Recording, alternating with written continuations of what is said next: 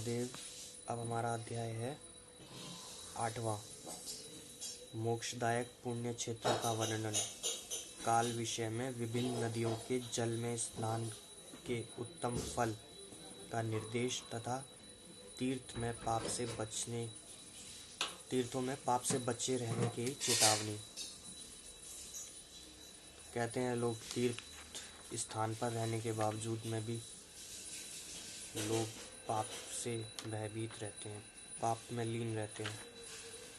सूत जी बोले, विद्वान एवं बुद्धिमान महर्षियों, मोक्षदायक शिव क्षेत्रों का वर्णन सुने। तत्पश्चात में लोक रक्षा के लिए शिव संबंधी आगमों का वर्णन करूंगा। पर्वत, वन और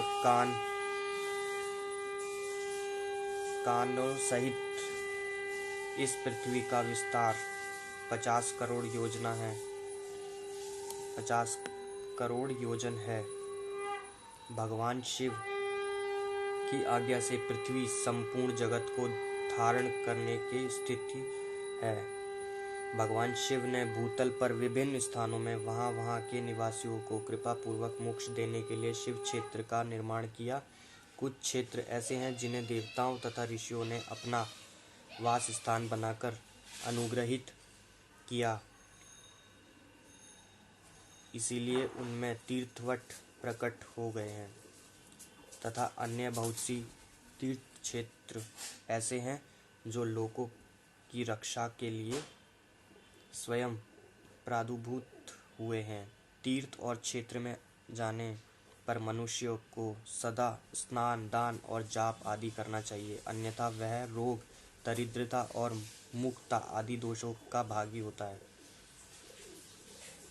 जो मनुष्य इस भारतवर्ष के भीतर मृत्यु को प्राप्त होता है, वह अपने पुण्य के फल से ब्रह्मलोक में वास करने, पुण्य के पश्चात पुण्य मनुष्य योनि में ही जन्म लेता है। पापी मनुष्य पाप करके दुर्गति में ही पड़ता है।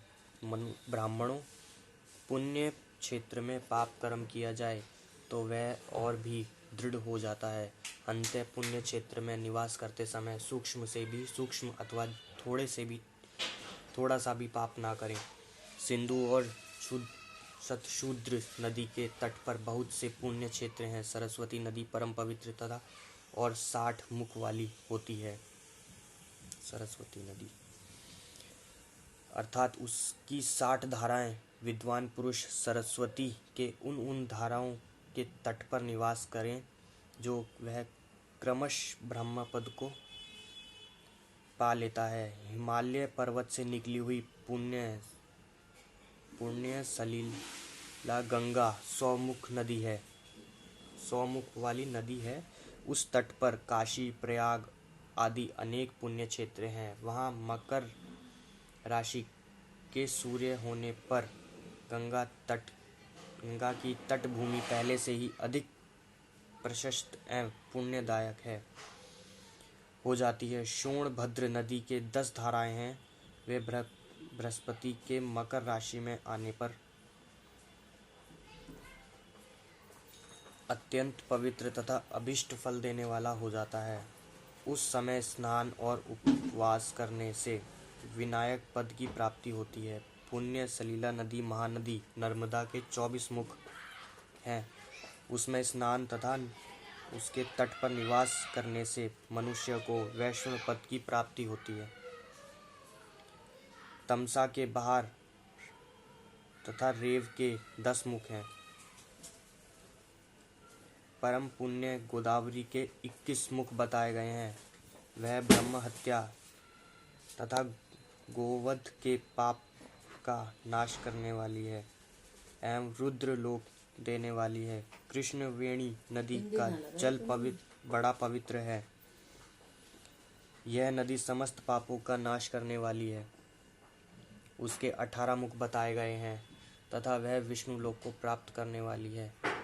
तुंगभद्रा के 10 मुख हैं जो ब्रह्मलोक को देने वाली है। पुण्य सलिला सुवर्ण मुखरी के 9 मुख कहे गए हैं। ब्रह्मलोक से लौटे हुए जीव उसी के तट पर जन्म लेते हैं। सरस्वती नदी, पंपा सरोवर, कन्याकुमारी, अंतरीप अथवा शुभ कारक, श्वेत नदी, ये सभी पुण्य क्षेत्र हैं। इनके तट पर निवास करने से इंद्रलोक की प्राप्ति होती है। सहस्य पर्वत से निकली हुई महानदी कावेरी परम पुण्य है। उसकी 27 मुख बताए गए हैं।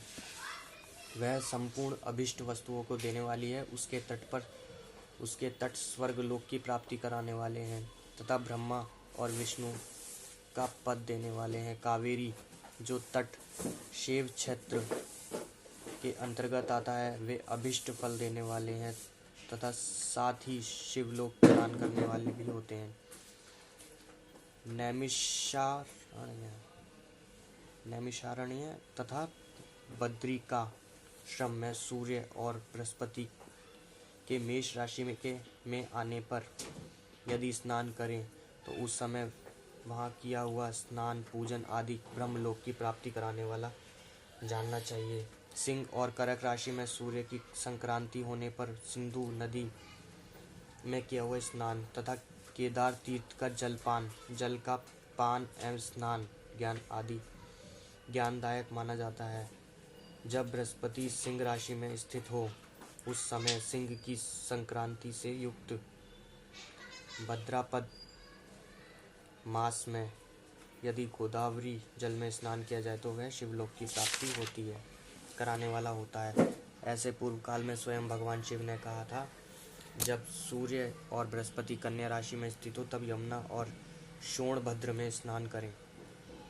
वह स्नान धर्मराज तथा गणेश जी के लोक में महान भोग प्रदान करने वाला होता है। यह महर्षियों की मान्यता है। जब सूर्य और बृहस्पति तुला राशि में स्थित हों उस समय कावेरी नदी में स्नान करें।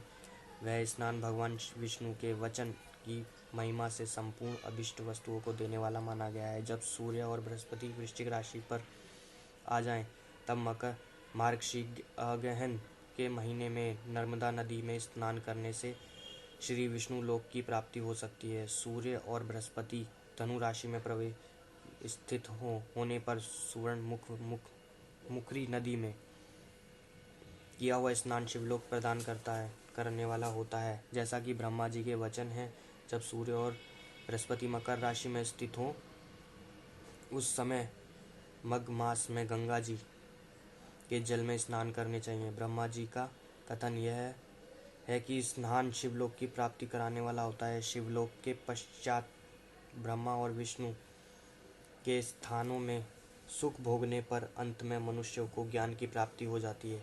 माघ मास में तथा सूर्य के कुंभ राशि में स्थित होने पर फाल्गुन मास में गंगा जी के तट पर किया हुआ श्राद्ध पिंडदान अथवा तिलोदक दान पिता और नाना दोनों कुलों के पितरों के अनेक पीढ़ियों का उद्धार कराने वाला माना गया है। सूर्य और बृहस्पति जब मीन राशि में स्थित हों तब कृष्णवेदी वेणी नदी में किया गया स्नान ऋषियों ने प्रशंसा की है कि उन महीनों में पूर्वोक्त तीर्थों में किया हुआ स्नान इंद्रपद की प्राप्ति कराने वाला होता है। विद्वान पुरुष गंगा और कावेरी नदी का आश्रय लेकर तीर्थवास करें। ऐसा करने से तत्काल किए हुए पाप का निश्चय ही नाश हो जाता है। रुद्र लोक में प्रदान करने वाले बहुत से क्षेत्र ऐसे हैं। ताम्रपाणी और वेगवती ये दोनों नदियाँ ब्रह्मलोक की प्राप्ति रूप फल देने वाली हैं। इन दोनों के तट पर कितने ही स्वर्गदायक क्षेत्र हैं। इन दोनों के मध्य में बहुत से पुण्यप्रद क्षेत्र हैं। वहाँ निवास कराने वाले विद्वान पुरुष वैसे फल का भागी होता है। सदाचार उत्तम वृत्ति और श्रद्धावान स्थान मन में दया भाव रखते हुए विद्वानों पुरुष को तीर्थ में निवास करने चाहिए, अन्यथा उसका फल नहीं मिलता। पुण्य क्षेत्र में किया हुआ थोड़ा सा पुण्य भी अनेक प्रकार से वृद्धि को प्राप्त होता है तथा वहाँ किया हुआ छोटा सा पाप भी महान हो जाता है। यदि पुण्य क्षेत्र में रहकर ही जीवन बिताने का निश्चय हो तो उसे पुण्य संकल्प से उसका पहले का सारा पाप तत्काल नष्ट हो जाता है, क्योंकि पुण्य को ऐश्वर्यदायक कहा गया है। ब्राह्मणों को तीर्थवास जनित पुण्य कायिक, वाचिक और मानसिक सारे पापों का नाश कर देती है। तीर्थ में किया हुआ मानसिक पाप व्रज लेप हो जाता है। वह कई कल्पों तक पीछा नहीं छोड़ता। वैसा पाप केवल ध्यान से ही नष्ट हो जाता है, अन्यथा नहीं। वाचिक पाप जाप से तथा यायिक पाप शारीरिक को सुख जैसे कठोर तप से नष्ट हो जाता है। अंतः सुख चाहने वाले पुरुष देवताओं की पूजा करते हैं, ब्राह्मणों तो दान देते हैं और पाप से बचकर ही तीर्थ में निवास करने चाहिए। इसी के साथ ही हमारा 8वां अध्याय समाप्त होता है। कौन से माघ में, कौन से समय में, किस नदी में स्नान करना चाहिए, किस राशि वाले को, ये सब बताया गया इसमें।